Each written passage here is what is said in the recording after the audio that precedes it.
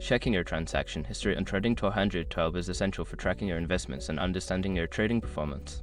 Follow these simple steps to access your transaction history. Step 1. Log into your account.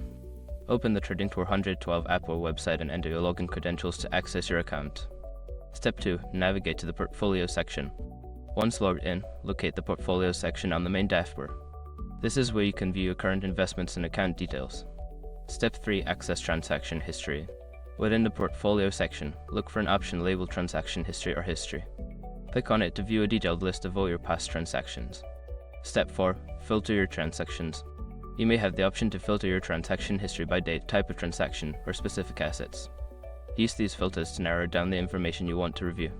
Step 5. Review and analyze. Take your time to review the transaction history. Analyze your trades, including buy and sell orders, to gain insights into your trading patterns and performance. By following these steps, you can easily check your transaction history on Trading212. Regularly reviewing your transactions can help you make informed decisions about your trading strategy.